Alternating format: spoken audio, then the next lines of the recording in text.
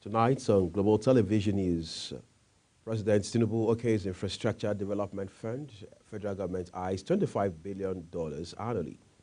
CBN directs BDCs to sell dollar at 1,269 naira.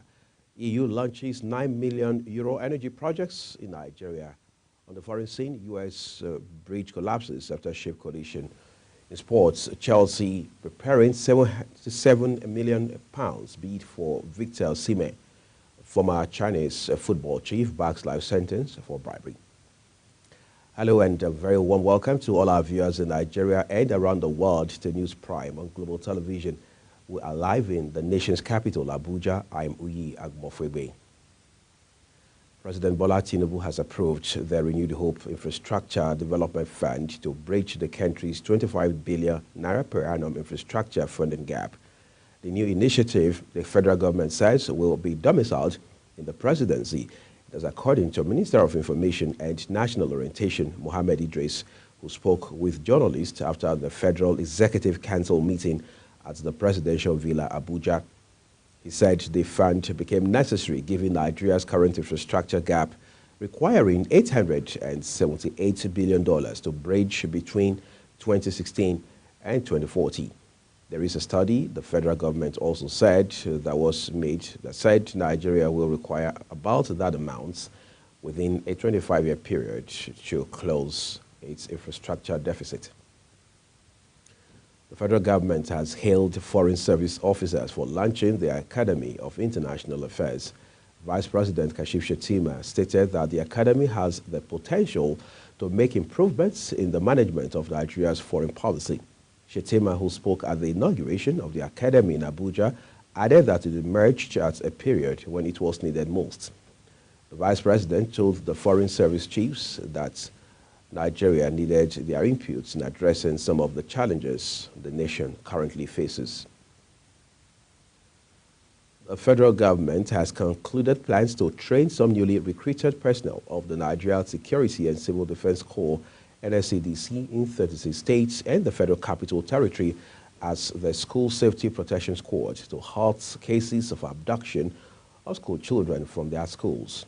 The commander of the National Safe Schools Response Coordination Center of the NSCDC, Ahmed Abodure, disclosed this as the Defense Headquarters said troops had rescued 137 abducted pupils of the LEA Primary School and the Government Secondary School, Kuriga, in Chikon local government area of Kaduna within Zamfara State.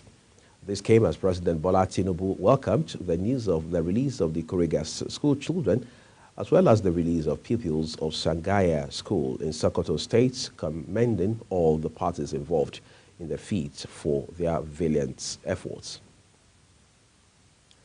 The federal government has said that no ransom was paid to free the pupils who were abducted from Kuriga village in Kaduna State. This was revealed by Minister of Information and National Orientation, Mohammed Idris, during the Federal Executive Council meeting presided by President Bola Tinubu at the Presidential Villa in Abuja. Idris applauded President Tinubu, the National Security Advisor, service chiefs, and everyone else who made a significant contribution to the release of the school children. Let's turn to other stories for you tonight. The Leprosy Mission Nigeria, also called TLMN, in an effort to provide sustainable psychological support and referral service to communities experiencing distress, have commissioned a toll-free call center to address the crucial need for accessible mental health services. Fozia Lukman was there for Global Television News.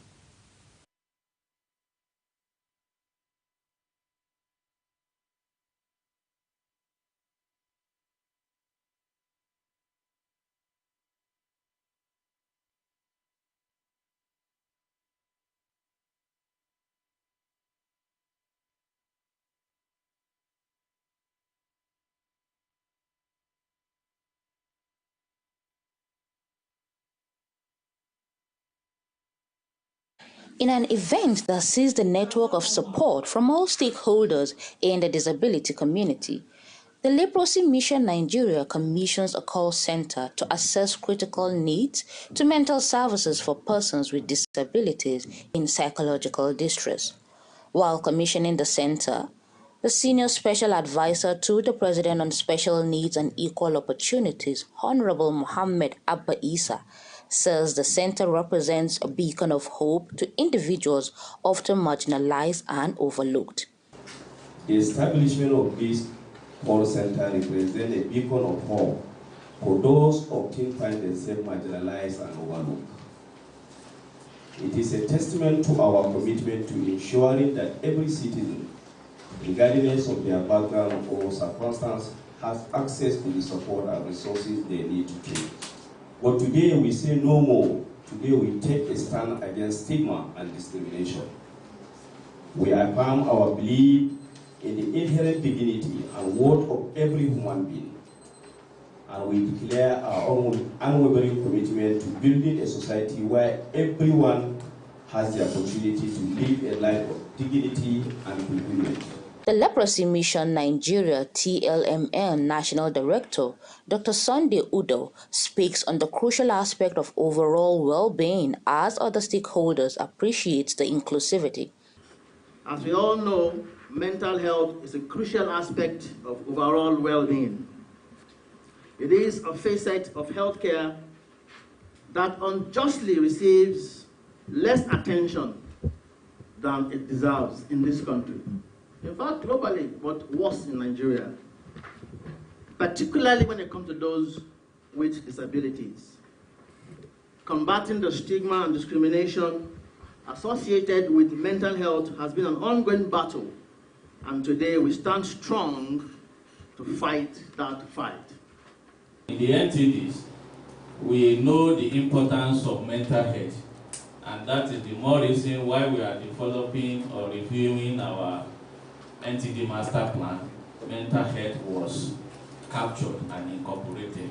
I want to assure you that the NTDs program will collaborate effectively with you and support you all the way. Thank you and God bless you. Today is a great day to be a person with disabilities because the journey of 1,000 miles has just commenced.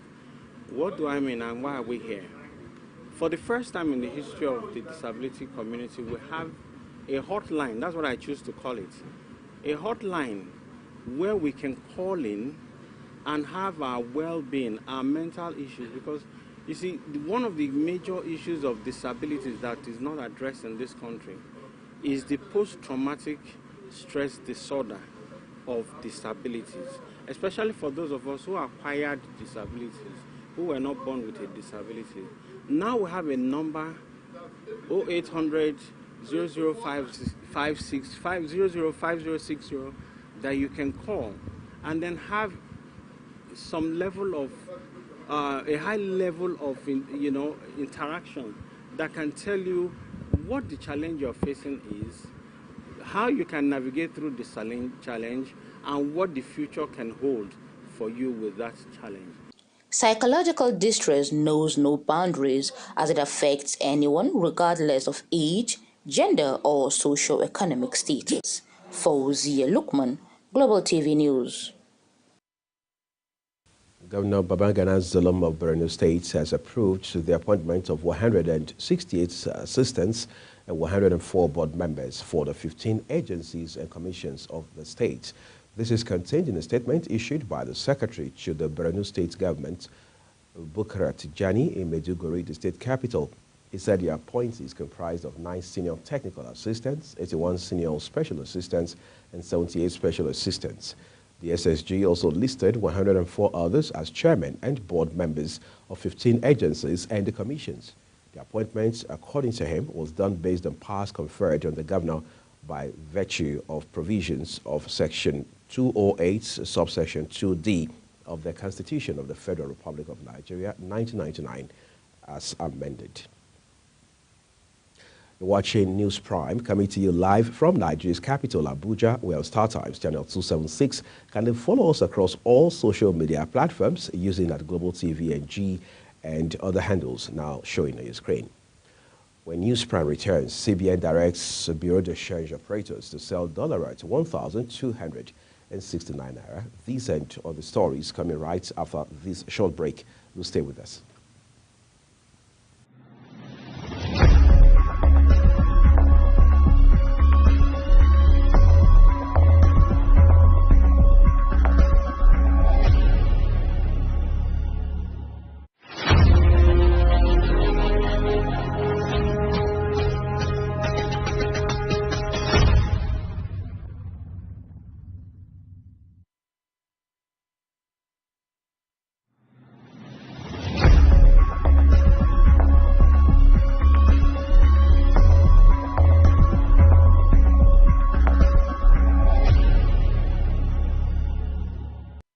This is Global Television, bringing you a live broadcast of News Prime with Uyi Agmofwebe. We appreciate your time with us.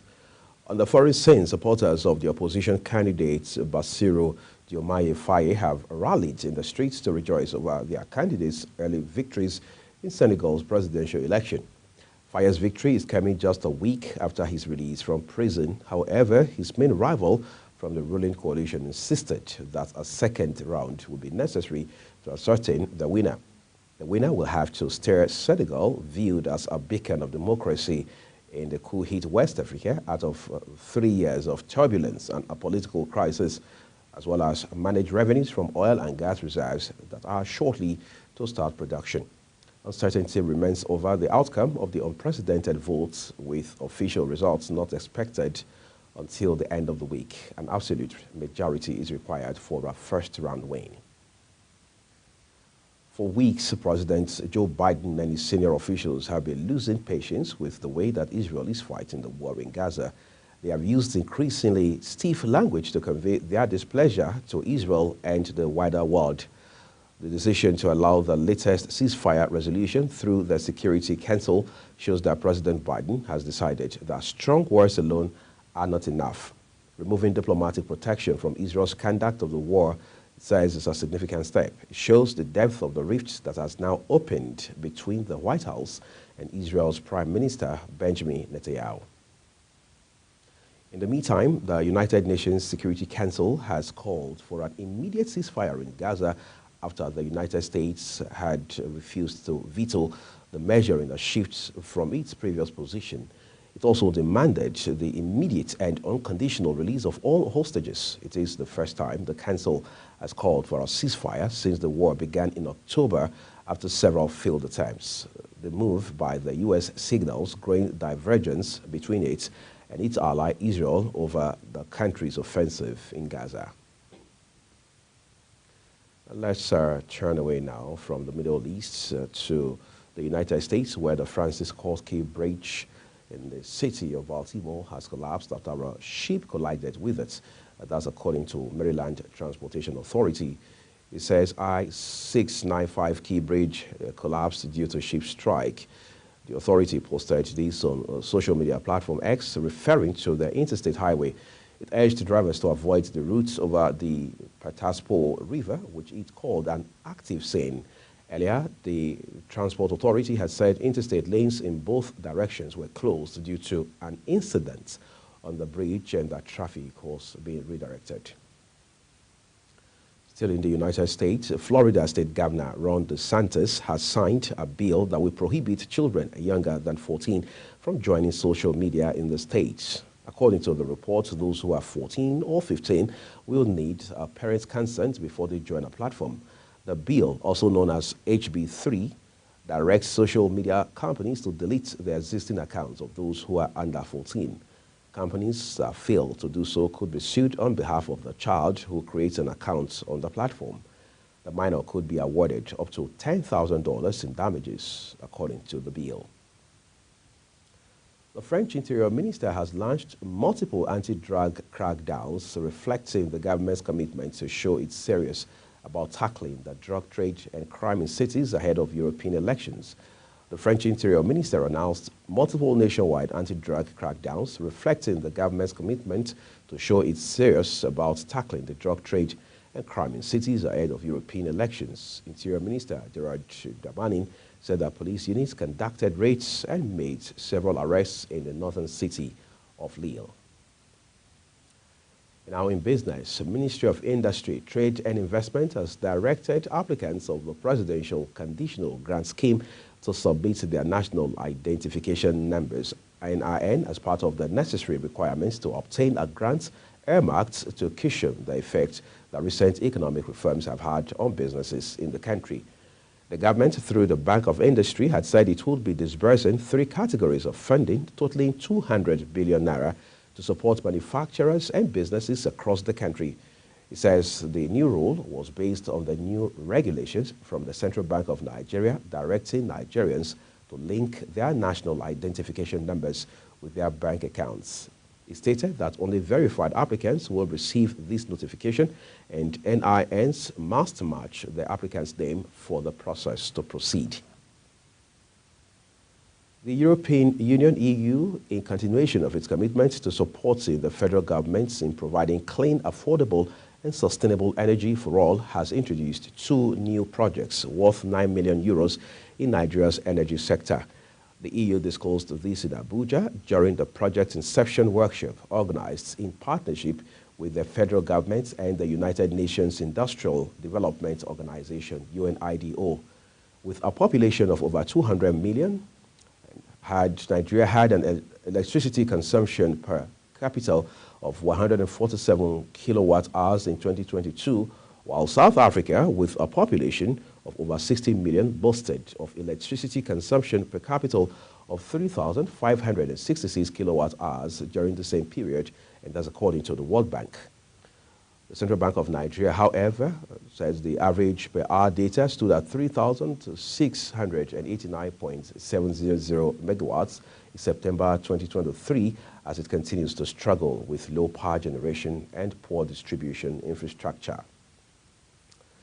The Central Bank of Nigeria, CBN, has raised their monetary policy rates, also called MPR, which is the bank's benchmark interest rate, to 24.75%, representing 200 basis points increase from 22.75% in February. The Apex Bank, however, retained the cash reserve ratio, CRR, of commercial banks to 45%, but adjusted upward the CRR of merchant banks from 10 to 14%. The CBN also retained the liquidity ratio of banks at 30%. In the meantime, the Apex Bank, that is the Central Bank of Nigeria, has disclosed that it will be allocating $10,000 to each bureau de change operator at 1,251 naira to the dollar.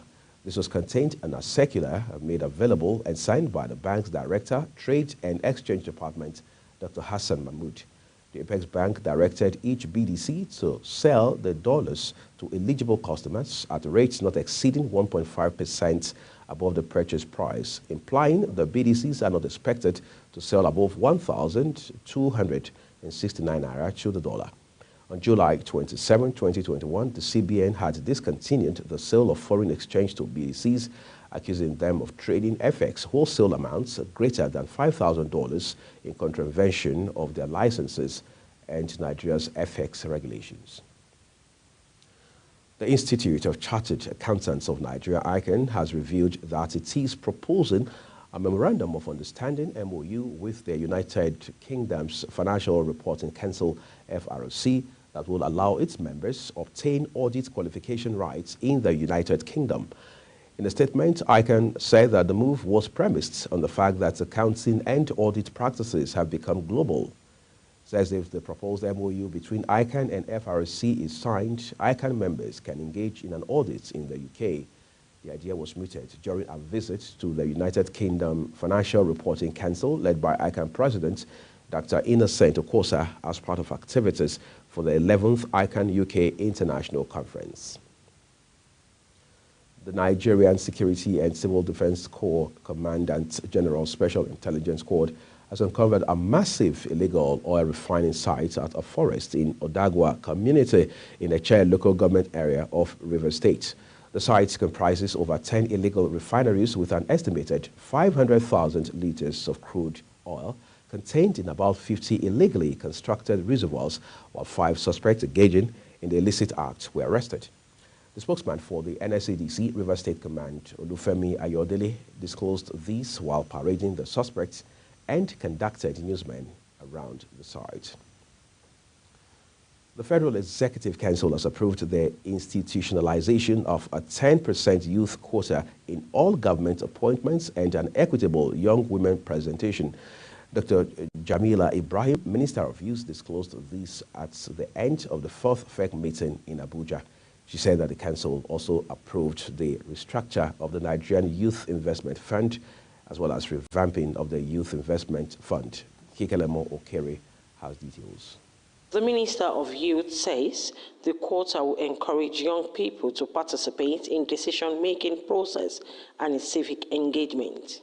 We have received Council's approval to institutionalize a 30% youth quota, a 30% representation of young people in all government appointments, and an equitable young women representation inclusive of this 30%. Well, this will go a long way to address the long marginalization and exclusion of young people in decision making, and will also go a long way to encourage young people to participate in decision-making processes and in civic engagements.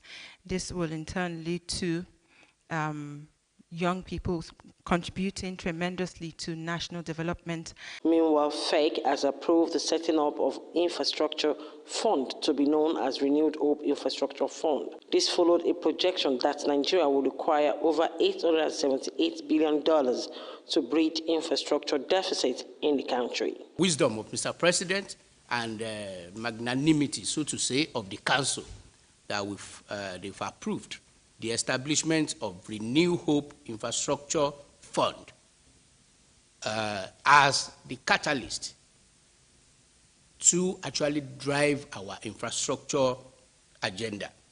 So this innovative fund consolidates existing resources to drive economic growth and connectivity across sectors like transport, agriculture, aviation, and education, and other social.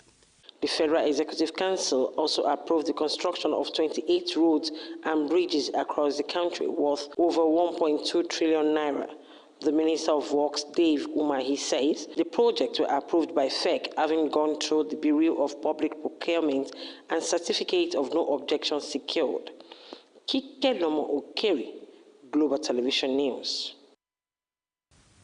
The federal government has confirmed the outbreak of a ginger blight epidemic in 4 states in Nigeria, adding that ginger farmers have lost over 12 billion naira due to the disease. It disclosed this at the inauguration of the National Ginger Blight Epidemic Control Task Force in Abuja. It revealed that the fungal disease had inflicted significant damage on ginger farms in Kaduna, Nasarawa, Plateau, and the Federal Capital Territory. Minister of State for Agriculture and Food Security, Aliyu Abdullahi, said the blight had caused billions of naira in losses, impacting not only the livelihoods of farmers, but Nigeria's position as the world's second largest ginger producer. The federal government has deducted over 415 billion naira from state government allocations to service their external loans. This was according to data from the Federation Allocation Accounts Committee disbursement reports published by the National Bureau of Statistics, NBS. The deductions were made between 2019 and 2023 from the allocations given to state governments from the Federation accounts. The Federation accounts is currently being managed under a legal framework that allows funds to be shared under 3 major components: statutory allocation, value-added tax distribution, and derivation principle. The federal government has donated truckloads of grains to the Kano State government for distribution to the needy. The donation consists of 400 trucks of rice, 44 trucks of sorghum, and 4 trucks of maize. The donation arrived just as the state government said it has begun an investigation into its ongoing Ramadan feeding program in the state. The state's Director General, Media and Publicity, Sanusi Tofa, disclosed this to journalists in Kano. He said Dangote Foundation also supported the state with 120,000 10 kilograms bags of rice. Minister of Works, David Umahi, has mandated the redesign of the Onitsha bypass for the second Niger bridge due to flaws and overestimation in the initial design. He said the dumping of the initial design has saved the nation 300 billion naira. This is as the minister directed contractors working on federal road projects in the southeast and south-south regions to accelerate work while ensuring compliance with contract specifications. In a statement by his media advisor, Uchenna Orji, the minister discovered the defective design of the second Niger Bridge bypass on March 24 while on an inspection visit to the rehabilitation of Enugu-Port Harcourt dual carriageway section 5 Aba Port Harcourt, undertaken by China Civil Engineering Construction Corporation Limited. The federal government has contacted the International Criminal Police Organization, Interpol, and issued an arrest warrant for the apprehension of one of the detained executives of a global cryptocurrency firm, Binance, Nadeem Anjarwalla, who escaped from unlawful custody. It was also gathered from the Office of the National Security Advisor that Anjarwalla, a suspect in the probe into the activities of Binance in Nigeria, used a Kenyan passport to escape while his colleague was still in custody. The escapee Binance official, who has British and Kenyan nationalities, escaped from Abuja through a Middle East airliner, as his firm in Nigeria confirmed that Anjarwalla was no longer in the country, adding that the company would cooperate with security agencies. The federal government has initiated proceedings against Binance, a prominent cryptocurrency exchange platform, over tax evasion. The charges were filed at the Federal High Court in Abuja by the Federal Inland Revenue Service, FIRS. The service implicated Binance with 4 tax evasion accusations, adding that it was a decisive move aimed at upholding fiscal responsibility and safeguarding the economic integrity of the country. The charges levied against Binance include non-payment of value-added tax, company income tax, failure to file tax returns, and complicity in aiding customers to evade taxes through its platform. In the suit, the federal government also accused Binance of failure to register with FIRS for tax purposes and contravening existing tax regulations within the country. Let's now join Kikalama Okere for more on business. Welcome to Business Reports on Prime News. The insurance industry of Nigeria has sustained its progressive trend of positive market performance at the close of 2023 fourth quarter, recording a milestone growth to close at 1.003 trillion naira, representing about 27% growth compared to 790 billion naira recorded in 2022. The non-life business accounted for 61.3% of all premium written during the year, while the life segment contributed 38.7%, valued at 388.1 billion naira. This is contained in the report released by the Statistics Department, Directorate of Research and Statistics and Publication. The market also recorded a retention of about 87.7% for life businesses, just about 54% for non-life, while the aggregate market average retention stood at 66.7% during the same period. Nigerian board money supply has surged to a new historic high of 95.56 trillion naira as of February 2024, despite the hawkish tightening stance of the Monetary Policy Committee meeting. This figure represents a staggering of 79.29% surge from the 53.3 trillion naira recorded in February 2023, showcasing a substantial year-on-year growth of 42.26 trillion naira. Moreover, compared to the preceding month of January 2024, which stood at 93.72 trillion naira, this represents a 1.96% increase, equivalent to 1.84 trillion naira. The Central Bank of Nigeria reviewed this data in its latest money and credit statistics.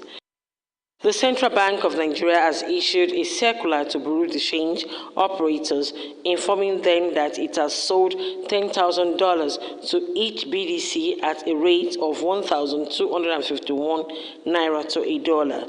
Each BDC is instructed to sell the dollar to eligible customer at the rate not exceeding 1.5% above the purchase price. This confirmed the resumption of dollar sales to BDC operators after a prolonged period of suspension by the Central Bank of Nigeria in 2021. The ban was lifted earlier in the year following the revocation of licenses of over 4,173 BDC operators in February. However, the exchange rate fell below 1,400 per dollar in the parallel market after the closing at 1,431 naira to a dollar, with the reference to NAFEX rate at 1,382 naira to a dollar. The Minister of Finance and Coordinating Minister of the Economy announced that the Japanese International Cooperation Agency is allocating 15 billion yen, which is approximately $99.1 million, to enhance food security in Nigeria by supporting its agricultural sector. The minister made this disclosure in the statement following the conclusion of the fourth FEC meeting of the year. The minister described the investment as free money, highlighting its 10-year moratorium and minimal 1% interest rate, which he believes will not strain the nation's financial resources. Kikelomo Okeri, Global Television News. Well, thank you, Kikelomo. Let's get you excited from the world of sports now. English Premier League giants Chelsea are preparing to make a £77 million bid to secure the transfer of Napoli striker Victor Osimhen in the summer. According to Italian newspaper Mattino, the Blues are set to launch a bid of £77 million to acquire the services of the Nigerian striker at the end of the 2023-2024 football season. The report also suggested that Napoli president Aurelio De Laurentiis may consider accepting an offer below Osimhen's €130 million release clause, given Osimhen's desire to leave the club. The Nigerian international recently signed a contract extension until June 2026, and the new deal includes a release clause of €130 million. However, Martino claims De Laurentiis could accept an offer below the release clause, given that Osimhen has already expressed his willingness to exit the club. The former chairman, Chinese Football Association, Xu Shen, has been sentenced to life in prison for accepting bribes worth $11 million. State media said a string of sports officials were jailed for corruption. Under President Xi Jinping, a sweeping crackdown on official graft has struck hard at China's sports industry, particularly football. About 10 senior leaders and executives of the CFA, including former national team coach Letier, have been brought down in recent years. Chen took advantage of his positions at the CFA and other bodies to illegally accept sums of money from other people, totaling 81.03 million yuan, an equivalent of $11 million. Let's bring it home now. Ojudu City of Lagos youngster Hafiz Umar Ibrahim has earned a trial at an English Premier League side, Chelsea. Chelsea will be giving Ibrahim a chance to prove his worth in the coming weeks. Confirming the developments in a post on his X-handle, transfer experts Fabrizio Romano wrote, Nigerian striker Ibrahim Hafiz Umar, 18, has decided for trial at Chelsea instead of joining FK Bodo Glimt, despite club-to-club deal done for €500,000. Let's now bring you Anthony's updates on sports. Hello sports fans, welcome to Sports News Update. Coach Randy Wardrop has extended invitations to Captain Rasheedat Ajibade, US-based African Queen Azizat Ashwala, and high-riding goalkeeper Chiamaka Nnadozie among a group of 22 players for the two-legged Paris Olympics final qualifying fixture against South Africa next month. Saudi Arabia-based defender Ashley Plumtree and veteran rear guard Osinachi Ohale are also called, as well as useful midfielder Deborah Abiodun and forward Esther Okoronkwo and Uchenna Kanu. They are also recalls for 2019 World Cup star Chidinma Okeke and veteran forward Chiwendo Iheazo, and a first invitation for under-20 defender Sukirat Oladipo. The Super Falcons are home for the first leg scheduled for Friday, 5th April at the MKO Abiola National Stadium, Abuja, before flying to Pretoria for the return at the Loftus Veerfield Stadium on Tuesday, 9th April. The winner over the two legs will earn one of Africa's two tickets to this year's Women's Olympic Football Tournament, with Zambia and Morocco to clash for the other ticket on the same date. Didier Deschamps has insisted William Saliba continues to struggle to break into France's starting lineup because his shaky international displays haven't gone well. The defender has enjoyed a superb season with Arsenal to date and played an integral role in the title charge for Mikel Arteta's Premier League leaders, but his fortunes at club level are stark contrast to his Blues woes, with the likes of Dalot, Upamecano, Ibrahim Konate and Benjamin Pavard favored over him. Saliba was an unused substitute in France's 2-0 friendly defeat by Germany at the weekend and has started just 2 of his nation's last 18 fixtures. Saliba has made 38 appearances all competition for Arsenal this season, but has featured just 12 times on the international stage since his debut in 2022. Dani Alves has been released from prison after depositing €1 million bail bond. The footballer is also understood to have complied with the other orders of the 3 judges who said he could leave jail despite his recent rape conviction by handing in his Spanish and Brazilian passport. The 40-year-old father of 2 was freed just before the expected time of around 5 p.m. local time. As part of his bail conditions, Alves will also have to visit the court once a week to keep his freedom. He had been told he could leave Brains 2 prison near Barcelona last Wednesday after winning his bid to appeal his 4.5-year jail sentence from the comfort of his own home rather than a cell. But his failure to get together the bail bond meant he remained behind bars over the weekend. Thousands of football fans have been banned from following England at this summer's European Championship under a government clampdown on hooligans. Over 16,000 fans with football banning orders will be forced to surrender their passport to the police from 4 June until the European Championship final on 14 July to ensure they do not attempt to attend matches in Germany. Anyone failing to hand in their passport or attempting to travel to Germany will face a large fine or prison term with a maximum sentence of 6 months. The new powers to enforce fans to surrender passports have been introduced following a surge in football-related violence in recent years, with the police making 2,264 arrests at matches last season and issuing 682 new banning orders, the highest figure since 2011. And that's how we call it a wrap on the Sports News Update. I am Anthony Momodu.